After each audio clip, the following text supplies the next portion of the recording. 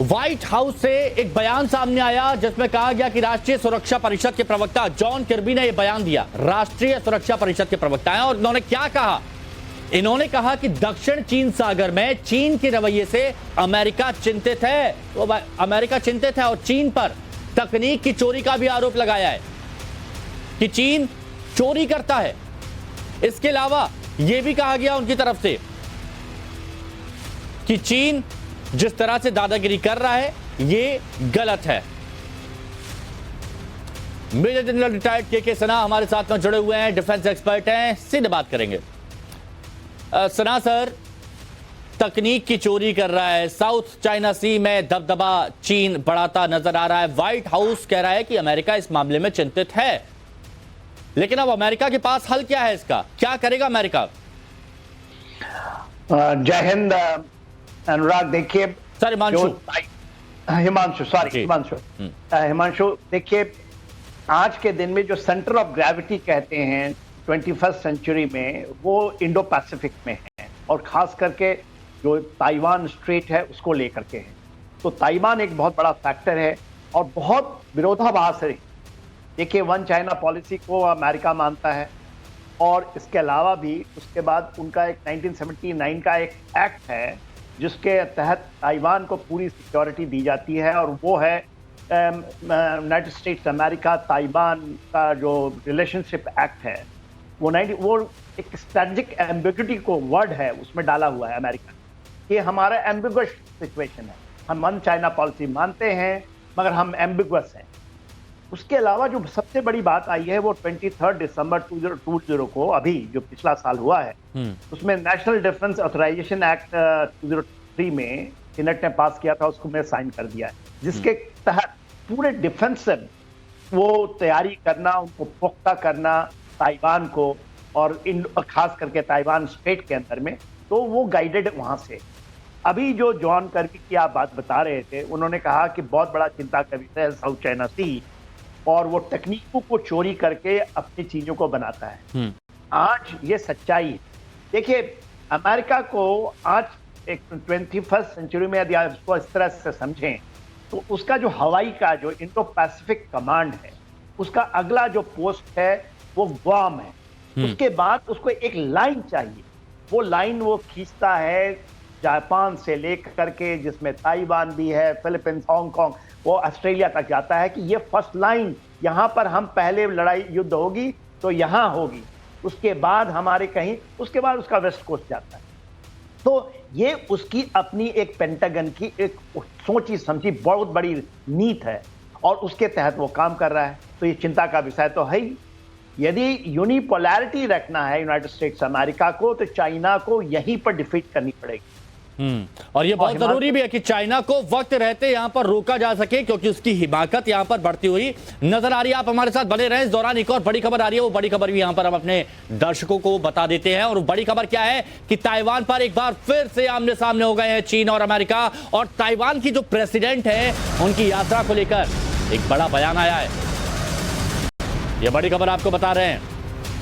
Taiwan पर फिर से चीन अमेरिका आमने सामने। ताइवानी प्रेसिडेंट की यात्रा को लेकर बड़ा बयान आया और यात्रा पर चीन ज्यादा रिएक्ट ना करे, ये यूएस की तरफ से कहा गया है कि वो आ रही हैं हमारे यहां, इस पर चीन ज्यादा रिएक्ट ना करे। अमेरिकी दौरे पर ताइवान की जो प्रेसिडेंट है वो जा सकती हैं और दौरे को लेकर अमेरिका ने पहले ही चीन को आगाह कर दिया है। ताइवान को लेकर पहले भी तनातनी देखने को मिली है, पहले भी हमने ये सब देखा है।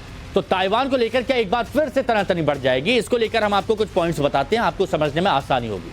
अमेरिका ने चीन को आगाह कर दिया, पहले ही आगाह कर दिया है कि देखिए, चीन को ज्यादा रिएक्ट करने की जरूरत नहीं है।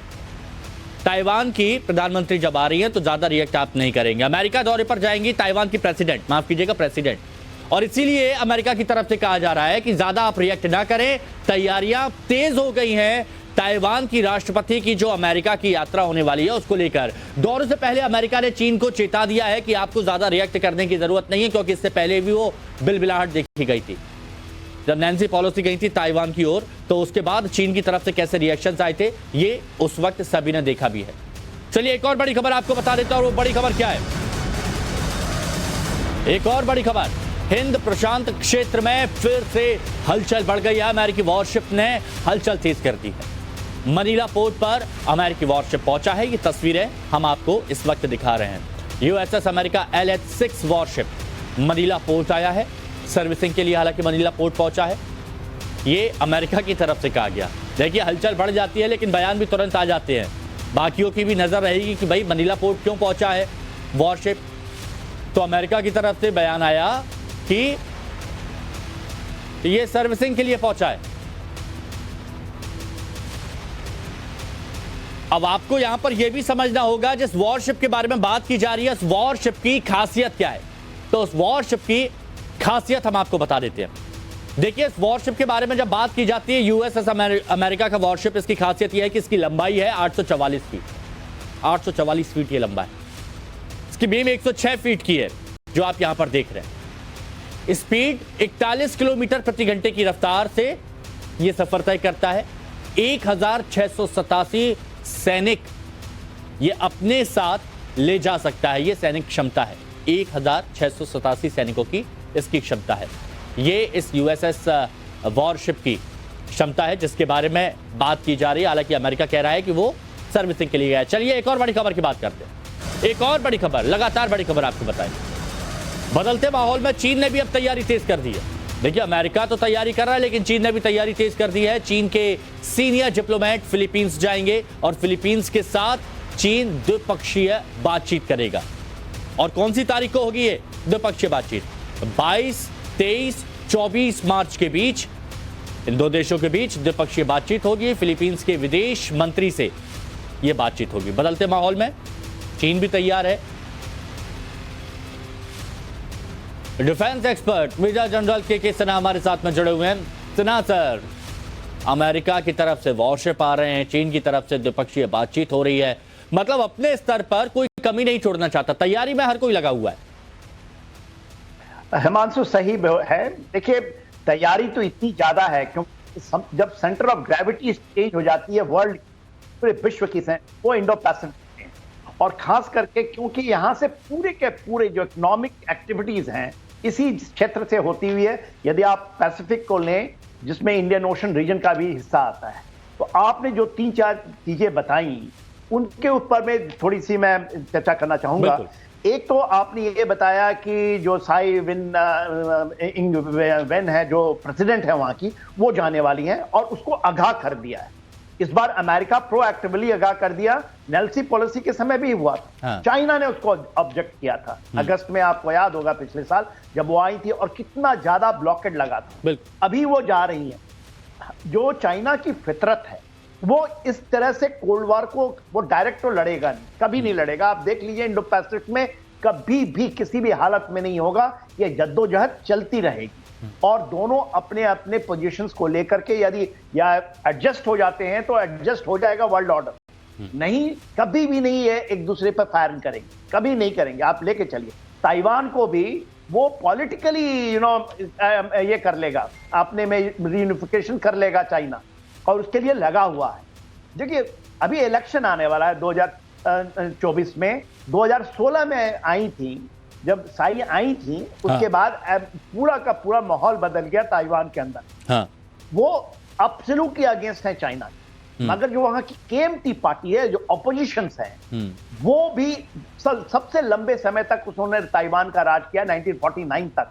आज के दिन में पूरे वर्ल्ड के अंदर में सबसे बड़ी जो पुरानी पार्टी है वो KMT है, कुओमिन्टांग पार्टी जो है, जिसको जो पहले जब 1949 में जब चाइना आजाद हुआ तो सांखाई चेक भाग करके आ गए थे ताइवान में। तो ये एक पॉलिटिकल के अलावा एक हिस्टोरिकल पर्सपेक्टिव है इसका। तो वो तो वन चाइना पॉलिसी से इंडिया से साइन करा चुका है, वो अमेरिका भी साइन कर चुका है कि वन चाइना पॉलिसी हम मानते हैं। तो इन चीजों को लेकर के, मगर आपको चाइना को रोकना है तो उसकी जो साउथ चाइना सी में जो दादागिरी, वो जो यही एक बहुत बड़ा मुद्दा है जिस पर अमेरिका भी नजर बनाए हुए है और ताइवान को पूरी तरह से बैक सपोर्ट भी कर रहा है, पहले से चेता भी रहा है। बहुत बहुत शुक्रिया सिन्हा सर, आप जुड़े और बहुत बारीकी से आपने इन तमाम पहलुओं पर अपनी बात भी रखी।